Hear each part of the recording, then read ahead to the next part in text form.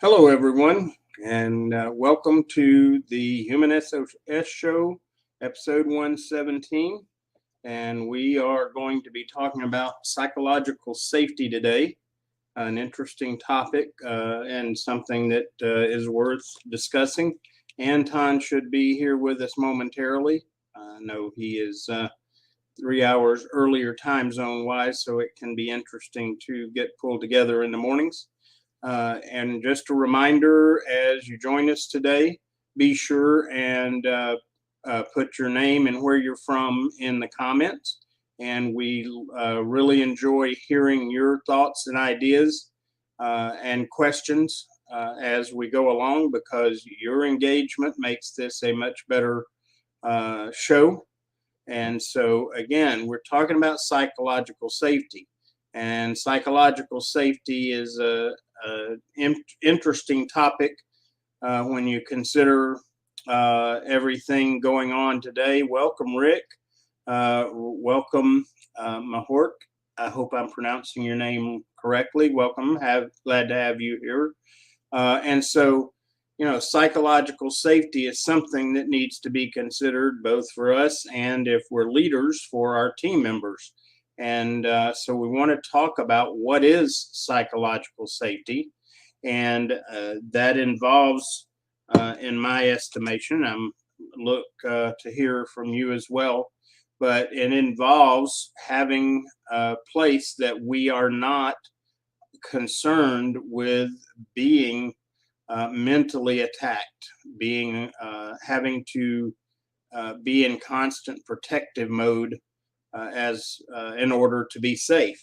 And I think sometimes we can get that confused with what has been termed as safe places, which um, that concept is not altogether bad, but has been overdone in that safe places is where you can be and not have to, where nobody gets offended, nobody gets hurt, nothing is said that can offend somebody, which, in my estimation, basically that means a place that not much is done or said because it's hard to do much of anything or speak our minds or share our ideas without risking offending someone.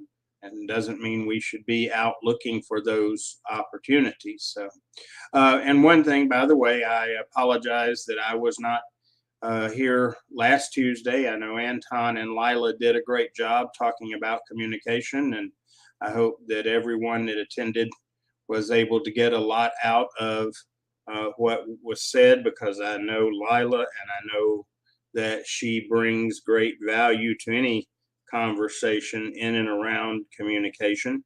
And so I hope you really enjoyed that. I know me personally, I have learned a number of things from Lila over the years, how to be a better, more effective communicator. And so I encourage you to, if you haven't seen that, to consider checking out the recording of that because I know it brings value. So, topic of psychological safety. It is something that's necessary. And one of the ways that we have psychological safety is that we individually choose to be careful what we expose ourselves to. Part of the problem with current environment is that we choose to allow ourselves to be exposed to a lot of things psychologically that maybe we need to be more mindful of, in particular in the area of inputs such as television, movies, music, art, and different inputs like that, because those factor in and they affect the way we think. And if we are not actively aware of that and watching what we expose ourselves to, and then when other things that we can't affect start happening, then we really become psychologically unsafe. and it causes us to be attacked. And what's really sad about it is we can cause us to be attacked inwardly and outwardly. People and things on our outside may be saying things or doing things that are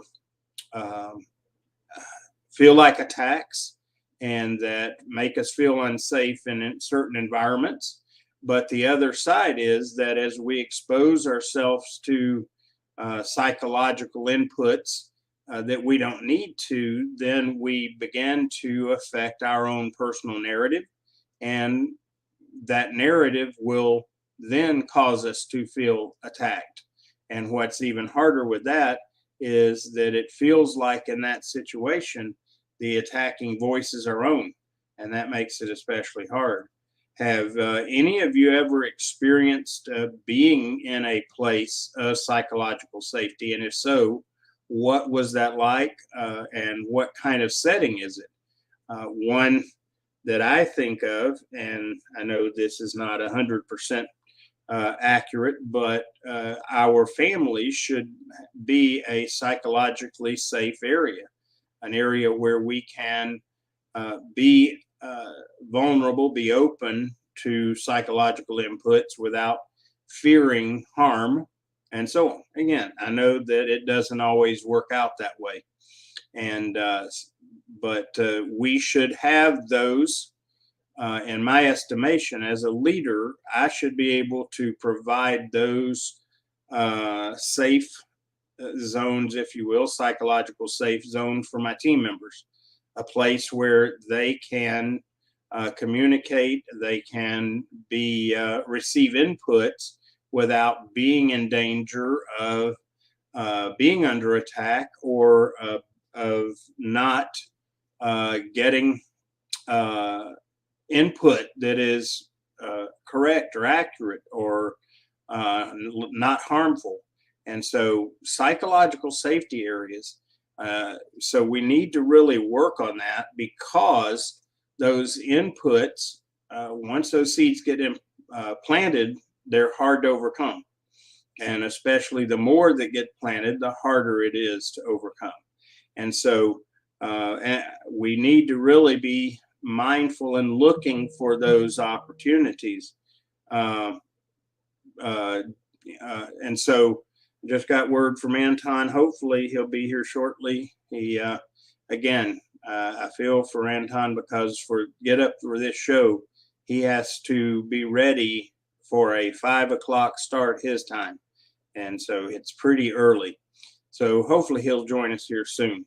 But these psychological safety zones or safety approaches need to take on a lot of consideration, because the way it's delivered, a message is delivered, doesn't mean that it's safe.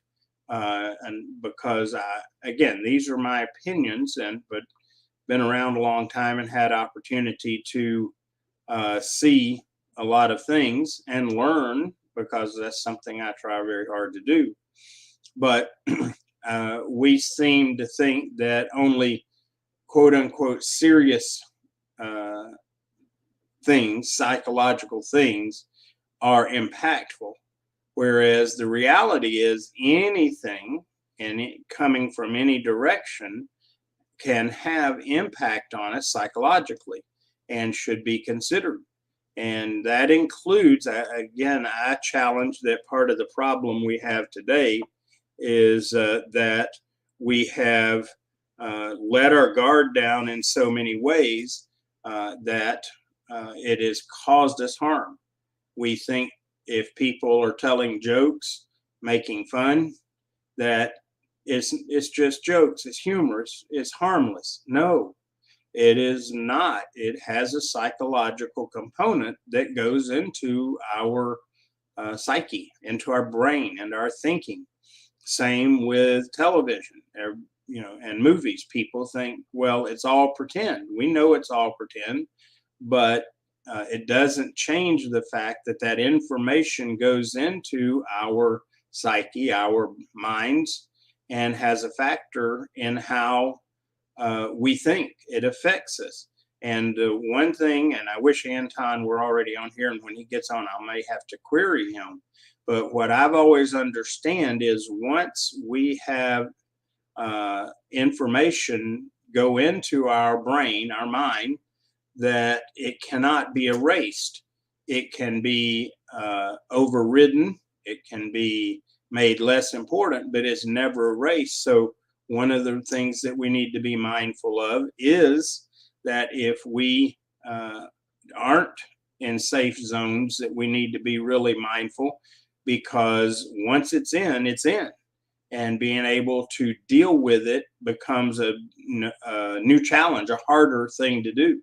Whereas if we guard what we let into our minds and consider it, then we are able to be more effective in being psychologically safe. And so really need to think about that. When we talk about psychological safety, it takes on a lot of different forms, and we need to be aware of that.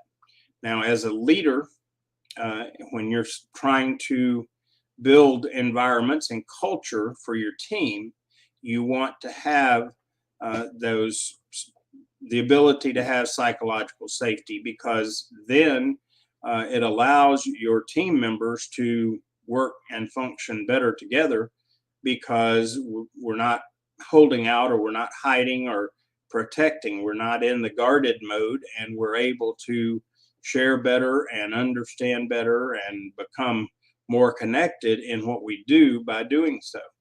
And examples of how we have psychological safety in our teams, one is ground rules. Okay, ground rules about how we will disagree, because a healthy team will disagree. A healthy relationship of any kind will have disagreement. And how we deal with those disagreements determine whether it's psychologically safe or whether it's a psychologically dangerous place. And so as you work with your team, you work to establish those foundations or those ground rules so that you can have healthy conversations, which include healthy disagreement, without it becoming psychologically dangerous. And as we consider how we approach our cultures, that's real important. Another factor in psychological safety in our teams is effective conflict resolution. Because if we don't have ways to effectively deal with conflict, because we know it's going to happen, it's not a matter of if. And I would even suggest that if we have relationships where there is no conflict, that I would be genuinely concerned that there is an unhealthy situation going on. And so knowing that we're going to have conflict, again, developing those ground rules and basis for dealing with conflict in a healthy fashion. So we really need to look at how we approach these, if you will, psychological safety zones. All right, Anton. Hello, brother. Good morning. Oh, hold on. Let me, I tell you what, since you weren't on, I didn't test my sound. Okay, let's see. I got you now. Do you have me? Can you hear me? I got you. All right. I was just kind of laying some groundwork about psychological safety and some of the different components. Why don't you share your thoughts on the idea of psychological safety? Yeah, I mean, honestly, it's psychological safety to me is ability for an employee to feel like they are not going to lose their job, to feel like their boss is not going to yell at them when they're, talking and providing feedback upwardly, maybe saying something's not going right. Psychological safety for me is, broader thing where they don't feel like there's cliques at work and they are not part of it, or, they're not fitting in. It's a little bit of diversity and inclusion where even though they may be different from others, they feel they're included, and people are not, going to be talking behind their back or excluding them from places or their voices not being heard. I mean, it's a really broad concept, but it definitely ties very well into what we talk about, human SOS, right? Humanly sustainable operating system. And psychological safety is a big part of it. And the word itself, actually in my company that we're talking about it, and I was like, wow, I'm so happy to see large organizations starting to talk about this, right? Me and Kev have been talking about this for, a few years now, but Yeah. we're very small, small drops in the ocean. But when we start seeing large corporations doing it, it's great. And it talks into the reason I'm talking about, they talked about how psychological safety ties into performance. Right? Yeah. It's not just about a nice thing to have anymore, which it absolutely is. But it's more about on top of that, it's also about that your people are going to perform better when they feel they're safe in between four walls of your organization. I mean, Yeah. there's some And stats I can share a few stats I have okay, here. you got something for us? All right, great. 67% higher probability that employees will apply a newly learned skill on the job, right? When they feel psychologically safe.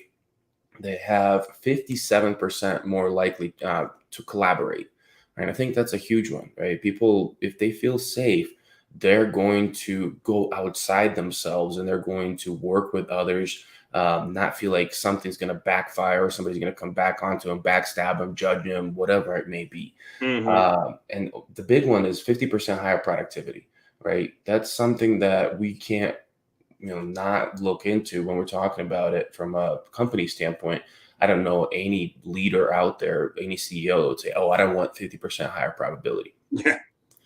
Now, the Well, thing about it, it's not an easy thing to change, right? Like we right. talk about this, and this is something that I've been talking a lot about lately, is this is a strategic approach. You can't just come in and give one training on psychological safety and think that all of a sudden all your leaders are going to create psychologically safe environments. That's just not the case. It's not how it's going to go. So it's just some stuff on my head. I don't know how that lands with what you were talking about. Oh, it fits in. And in fact, one of the things that you were talking about, how it affects productivity. If you're psychologically safe on your team, you're going to be much more likely to be creative and innovative because you're willing to risk, not concerned that someone's going to demean you because you make a suggestion, is part of that. And it is really, I think back as I talk about group dynamic with leaders, what it talks about, what we talk about in that is having a secure team. And that security is what produces a connection, and it produces an openness in the team. And that's really kind of what we're talking about as part of that is psychological safety. You can risk asking a question or making a comment or bringing up an idea without fear of being mentally, emotionally, whatever, attacked, ridiculed, or the like. That is when a part of psychological safety, and it's very important from a effective function as a team. Really important because I know for a fact if you allow people to become critical of each other in an inappropriate way, doesn't mean that we always agree with everything. But if someone's allowed to do that inappropriately, it will shut down your team very quickly. It'll cause it to go into I don't know, not a hibernation mode, but a protective mode, I guess. Everybody backs into their corner, and now, you're not interacting and things like that. Yeah, it's Yeah. threat aversion, right? Like Yeah. they perceive there's a threat and they're averting and they're trying to avert that threat as much as they can. And a lot of that we talked about in the past is not conscious. It's just like a subconscious reaction. It's that, you know, they don't want to get into that situation again where they were made feel a certain way. And now, like you said, they're back in the corner and they're not performing at their best. And that's when teams kind of go into coast mode, right? They're doing Mhm. just enough to keep their job, but it's not anything outside. And one thing that I haven't mentioned, the word innovation. I don't Mm, see how you can have an innovative team if you're in that fear aversion mode, right? mm. Nobody's going to come up with innovative ideas because they're afraid they're going to get shut down. Yeah. And not just disagreed with. I mean, we're talking shut down in a big way, mentally and emotionally. And as you were saying, and this is a critical thing, this is not something that gets turned on and off. This is something that has to be developed and maintained as part of the team. If you don't, it will not be effective, period, because once you turn it off, it's hard to get it turned back on. And trying to get it turned on initially is a challenge because most people are so accustomed to not having psychologically safe areas that they come in with that protective mode, kind of their shield in place. And overcoming that is part of the challenge. If we don't overcome that as we are working through it, then we'll never get to a point where we have really good innovation, where we have creativity, and where we benefit as a team from each other's strengths, because we will. Well, some people, when you get into these situations where it becomes psychologically unsafe, some retreat into themselves and just go protective. The other challenge, and this does happen, is then you have people will then go on the attack, and they will stay in attack mode because I guess maybe they are better to have a good offense than a good defense kind of people. And when you have that situation going on, wow, you're going to have a really difficult time with doing much as a team. Period. What are your thoughts on setting up psychologically safe environments? Like, what do you think are some components that or actions leaders need to take in order to foster that kind of environment? Well, I mentioned earlier that we have to have ground rules. Okay, you have to have those ground rules in place. Not we can't disagree, but when we disagree, this is how we go about it.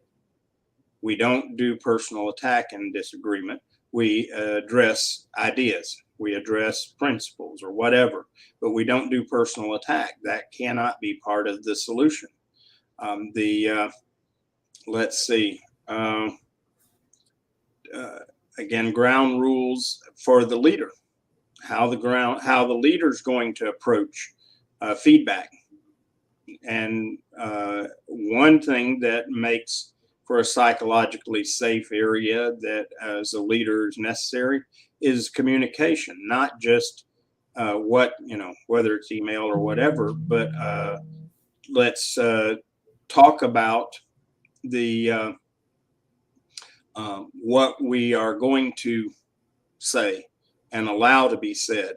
And again, you can't be so over restrictive that you can't say anything because fear of hurting someone, but just establishing them the way we communicate.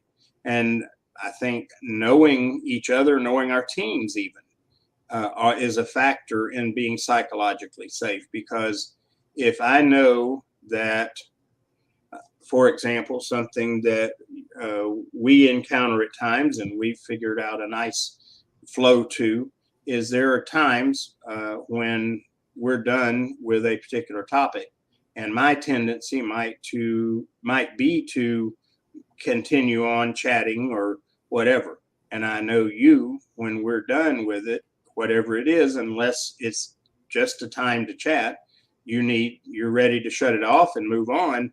And if that's not understood, someone goes, well, what did I do to make him mad? And it had nothing to do with anybody being upset. It's a style. And so being psychologically safe environment is understanding some of those things. That's the value of using some of the personality typing information. No, they don't do that because they're trying to annoy me. They do that because that's the way they're wired and they're different from me. And to a point, you say it's okay.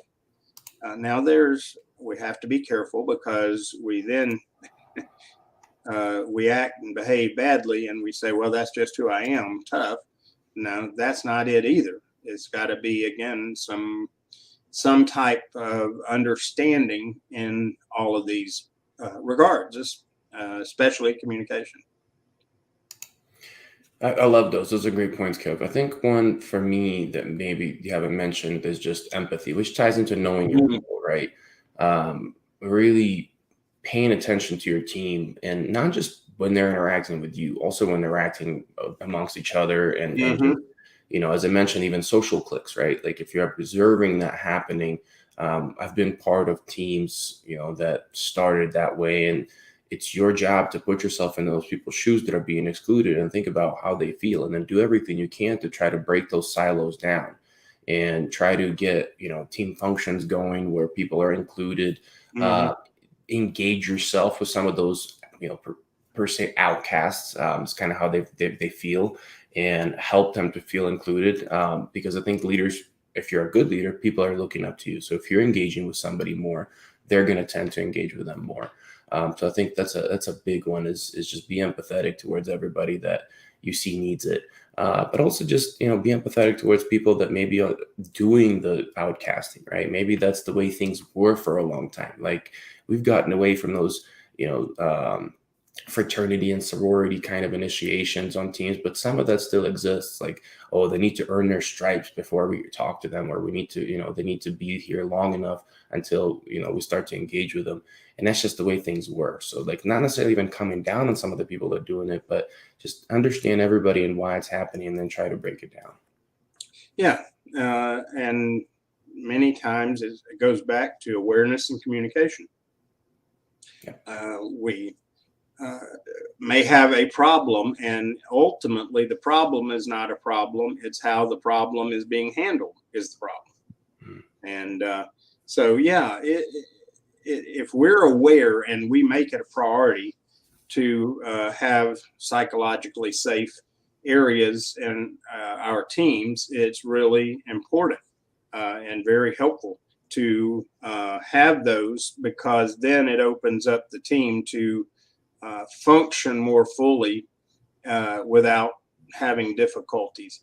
And one of the things that I mentioned earlier before you came on, part of psychological safety is what we do to protect our own selves. If we, I appreciate people talk about the value of an open mind, but the challenge is an open mind can let in things in that shouldn't be there. And so guarding ourselves, being mindful of what we allow into our minds psychologically is an important thing. Welcome, Zaid. Glad to have you. Appreciate it. I'm glad to be back. It'll probably take me a couple of weeks to fully recover. I was on an airplane yesterday for 16 hours, and not sure if I want to do that again. Did you talk about your conference at all? I did not. No. You got a minute? I know we got to drop here but do you want to just fill the audience in just a little bit on what you did? I went to Delhi, India to be a part of IISA 2022. It was a global event celebrating influencers, but more importantly, celebrating influencers that use their influence to help young people grow as leaders and influencers themselves, and the educational components to support that approach. Our mission as part of the organization is humanization of education. Our current education system is more about production than it is about the people. And so part of what we're trying to do is change that. And it was great. First time I've ever been to India. Very hospitable people. Different culture. Food is definitely different, not the way I encounter food around here generally anyway. And I say this with love and respect for the people of India. The drivers over there are crazy. And I observed that, and they admit it. So I'm not saying anything that they don't agree with. And I have determined that I'm not likely going to have driving in India on my list of things to do.